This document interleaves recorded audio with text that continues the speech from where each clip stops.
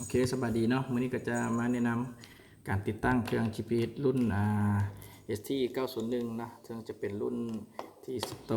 อสายไฟกับรถเนาะสามารถใช้ได้ทั้งรถจักรแล้วก็รถใหญ่เนาะหน้าตาเครื่องก็จะเป็นประมาณนี้เนาะหลังจากเราได้เครื่องมาแล้วก็คนอื่นเราก็ต้องได้หั่นเนาะหั่นน็อตออกก่อนเนาะ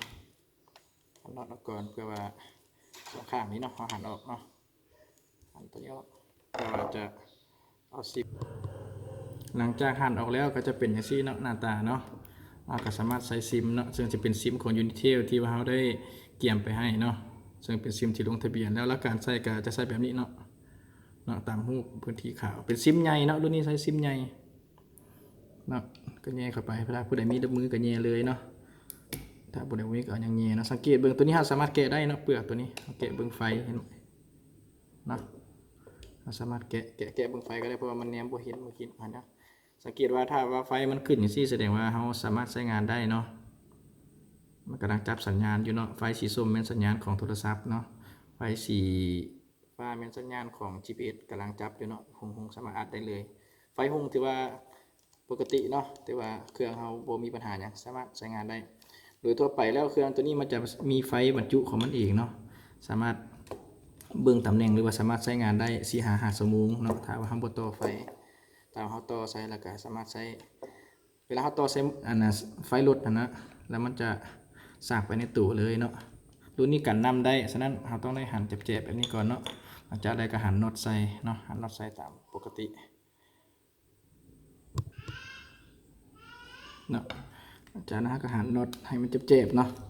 ต้องได้หั่นให้เจ็บๆเพราะว่าเวลาเขาใส่รถจักรมันจะล้างอัดฉีดอันอย่างนั้นมันจะบ่ถึกเนาะถือว่ากันเรียบร้อยเนาะหลังจากเรียบร้อยแล้ว ตัวนี้มันเฉพาะใช้กับรถจักรเนาะซึ่งใช้กับรถใหญ่จะมีวิธีการต่ออีกแบบหนึ่งเนาะ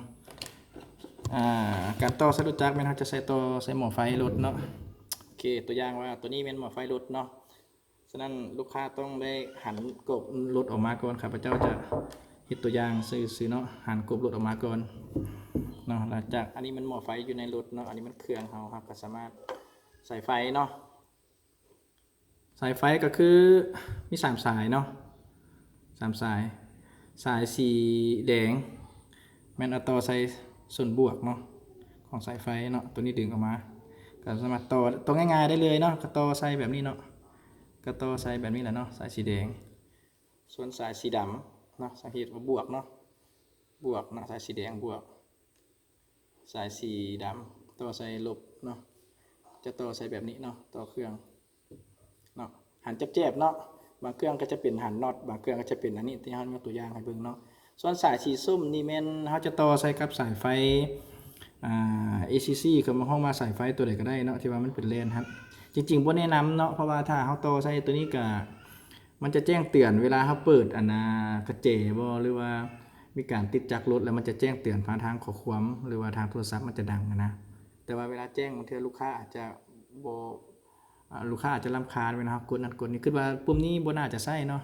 คิดว่าบ่ต่อก็ได้เนาะสามารถเอาเสียงไว้เลยหลังจากเขาต่อตัวนี้ได้แล้วเนาะก็จะเห็นว่าสายมันยาวเนาะยาวเติบเนาะสายมันยาวประมาณ1 เมตรเนาะสายมันฉะนั้นหลังจากเขาได้สายตัวนี้แล้วเขาก็หม้อไฟเขาก็อยู่ในเครื่องเนาะอยู่ในรถอาจจะอยู่กล้องโบหรือว่าอยู่ข้างๆรถส่วนตัวนี้เขาก็สามารถจะบ่ไว้น้ำกัดเนาะตัวนี้อาจจะมัดไปตัวยาวๆเนาะถ้าลูกค้าว่าสายมันสั้นสามารถเอาสายไฟที่มีขนาดเดียวกันมาต่อก็ได้เนาะต่อเติมแล้วก็ให้มันยาวๆแล้วก็เอาไปเสื่อมไว้บนใดบนหนึ่งแล้วก็มัดไว้เนาะซึ่งอยู่ในเครื่องมาเขาก็จะมีอันนี้มาให้เนาะตัวนี้เนาะตัวนี้จะเป็นกาวแน่นเนาะเปะตัวนี้ออกแกตัวนี้ออกก็จะติดกาวแล้วนี่เนาะก็จะไปติดเส้นรถบนใดบนหนึ่งเนาะ